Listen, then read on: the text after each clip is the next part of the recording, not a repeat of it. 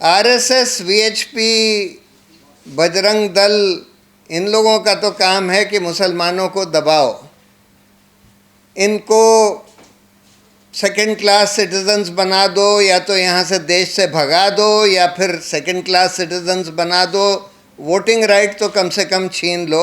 और यही काम आज इलेक्शन कमीशन करने की कोशिश कर रहा है, बीजेपी या केंद्र सरकार के इशारों पर, केंद्र सरकार के दबाव में। इस देश को एकदम हिंदू राष्ट्र बना देना कोई आसान काम नहीं है। ये लोग कोशिश ज़रूर कर रहे हैं, लेकिन अभी उनकी कोशिश जो है कुछ हद तक ही सफल हुई है। बीजेपी का काम ये है कि इस ऐसा ध्रुवीकरण समाज में करो हिंदू मुस्लिम्स का कि दंगे हो जाएं, और उस दंगों के आधार पर, पोलराइजेशन के आधार पर हिंदू वोट, क्योंकि हिंदू मेजॉरिटी में है, हिंदू वोट के आधार पर वो सत्ता में आ जाएं, सत्ता में बने रहें। खैर, अब तो इलेक्शन कमीशन से दूसरी चीज़ें भी करवा रहे हैं कि मुसलमानों का नाम वोटर्स लिस्ट से निकाल दो, बहुत सारे फर्जी लोगों का नाम 100-100 जगह डाल दो जिससे वो 100-100 वोट डाल सकें, वगैरह वगैरह। ये सब काम भी हो रहा है।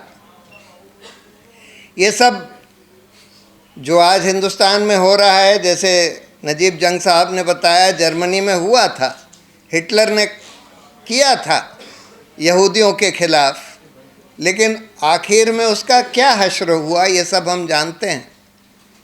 एक बहुत बड़ा विश्व युद्ध हुआ, करोड़ों लोग मारे गए, और उसके बाद हिटलर का क्या हश्र हुआ और उन लोगों का क्या हश्र हुआ, ये सब आप लोग जानते हैं। मुझे कोई संदेह नहीं है कि एक दिन इन लोगों का भी वही हश्र होने वाला है जो ये यहाँ करवा रहे हैं, जो हिटलर और उनके साथियों का हश्र हुआ।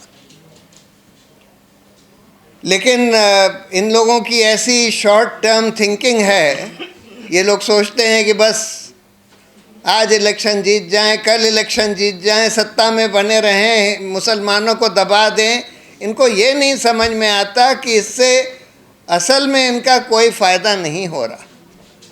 ये तो एक बहुत ही शॉर्ट टर्म नीच सोच है, जिसमें लोगों को ये लगने लगता है कि किसी दूसरे जने को दबा के, उसका नुकसान करके आपका कोई फ़ायदा हो जाएगा। हमारा देश लगातार कमज़ोर होता जा रहा है, किया जा रहा है, क्योंकि आपने अंदर लोगों को लड़वाने का काम कर दिया है, एक अल्पसंख्यकों को दबाने का काम किया है, और आप असल मुद्दों पर सोच ही नहीं रहे, काम कर ही नहीं रहे। हर तरह से हमारा देश कमज़ोर होता चला जा रहा है। अब सवाल ये है कि हम लोग करें क्या। देखिए, 3 चीज़ें मेरी राय में हम लोग कर सकते हैं। एक तो जो योगेंद्र यादव ने एक बार सजेस्ट किया था कि बीजेपी, आरएसएस, बीजेपी वगैरह ने एक आईटी सेल बनाया हुआ है जो एक ट्रोल आर्मी की तरह काम करता है। उसका काम ये है, उसमें उन्होंने कुछ 4-5 हज़ार लोगों को 50-50 हज़ार रुपये की पगार देकर बैठाया हुआ है। उनका काम बस ये है कि बिल्कुल सिस्टमेटिकली नफ़रत फैलाओ। व्हाट्सएप ग्रुप्स बना लिए हैं, मतलब बिल्कुल लोएस्ट लेवल तक व्हाट्सएप ग्रुप्स बना लिए हैं, उसके ज़रिए झूठ फैलाओ, नफ़रत फैलाओ, ध्रुवीकरण का काम करो, और वही चीज़ मीडिया को भी फीड करी जाती है कि मीडिया भी उसी तरह का प्रोपेगेंडा करे। हम लोगों को एक वॉलंटियर ट्रुथ आर्मी बनाने की ज़रूरत है। इनकी तो एक पेड ट्रोल आर्मी है जिसमें 5-10 हज़ार लोग होंगे जिनको 50-50 हज़ार रुपये का ये लोग पगार देते हैं। पैसा तो इनके पास बेइंतहा है। हम लोग तो लाखों करोड़ों लोगों का एक वॉलंटियर ट्रुथ आर्मी बना सकते हैं जो कि सोशल मीडिया पर बिल्कुल इसके विपरीत काम करे, जो नफ़रत की जगह प्यार बांटे, जो बताए, जो झूठ की जगह सच फैलाए, और जो बताए कि भाई मुसलमानों का इस देश में, हमारी पूरी इतिहास में, हमारी संस्कृति में क्या कंट्रीब्यूशन है, कितना अच्छा कंट्रीब्यूशन है, और इस तरह से लड़ाई झगड़ा करने से, नफ़रत फैलाने से किसी का कोई फ़ायदा नहीं होने वाला।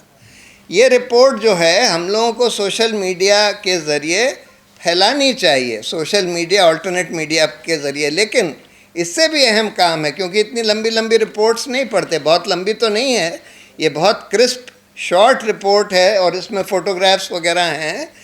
ये रिपोर्ट तो पूरी जानी चाहिए, लेकिन इसका क्रिस्प वर्जन देखिए। ध्रुव राठी को लोग इतना क्यों देखते हैं? क्योंकि उसने एक बहुत परफेक्शन से काम किया है कि एक मुद्दे को पकड़ के 15-20 मिनट में वो पूरा एक्सप्लेन कर देता है, सारे विजुअल्स वगैरह के साथ सब कुछ एक्सप्लेन कर देता है। वो काम हमको करने की ज़रूरत है कि हम 2 मिनट में, 5 मिनट में, 7 मिनट में, 10 मिनट में एक पूरा मुद्दा एक्सप्लेन कर पाएँ। और वो, क्योंकि आजकल लोगों का अटेंशन स्पैन भी कम हो गया है, तो इसलिए हम लोगों को ट्रुथ आर्मी के ज़रिए वो करने की। ट्रुथ आर्मी में 2-3 सेल्स होंगी। एक प्रोडक्शन टीम, मतलब जो रिसर्च करे, बहुत सारा इंफॉर्मेशन मटेरियल तो है, ऑलरेडी है, और आज एआई के ज़रिए फटाफट सब कुछ हासिल हो जाता है। एक वो जो उसको एडिट करे, एक एडिटिंग टीम, और एक डिसेमिनेशन टीम जो उसको फैलाए। उसके अलावा हम लोगों को एक cadre of young activist lawyers, उनको खड़ा करने की ज़रूरत है। हो रहे हैं, मैं देख रहा हूँ कि आज हिंदुस्तान में हम लोग वहाँ संभावना में एक्टिविस्ट लॉयर्स की वर्कशॉप्स वगैरह करते हैं, तो हम देखते हैं कि बहुत इंटरेस्ट है। बहुत सारे पूरे हिंदुस्तान में जगह जगह इस तरह के एक्टिविस्ट यंग लॉयर्स अब खड़े हो रहे हैं, तैयार हो रहे हैं। और उनको देखिए, सिर्फ इस तरह के झूठे आरोप जिनके ऊपर लगाए जाते हैं, सिर्फ उसको डिफेंड करने का काम नहीं, बल्कि उससे भी अहम काम है कि जो लोग इस तरह के झूठे केस बना रहे हैं, जो पुलिस अफसर, जो सरकारी लोग, जो लोग नफ़रत फैला रहे हैं, यति नरसिंहानंद जैसे लोग, उनका पीछा करें।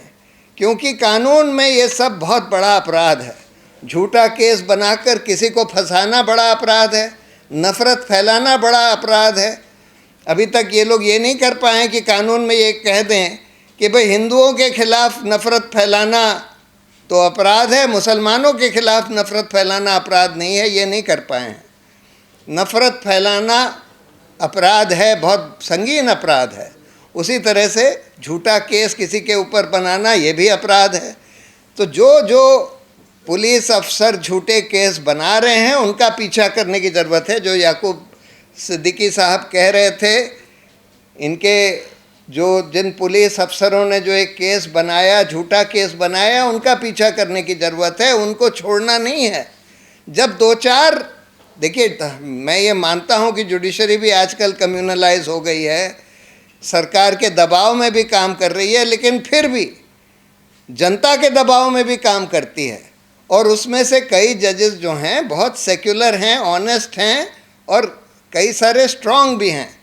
तो इसलिए अगर हम लोग लगे रहें, परसिस्टेंटली लगे रहें इस काम में, तो ज़रूर कुछ ना कुछ लोगों को दोषी ठहराया जाएगा। जैसे अभी संभल में पुलिस अफसर के खिलाफ एक जज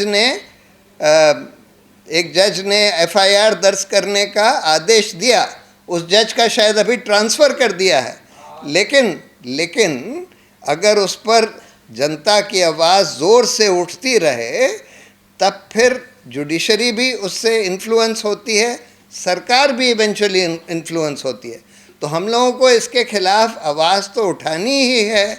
इस तरह का कैडर यंग एक्टिविस्ट लॉयर्स का बनाने की ज़रूरत है।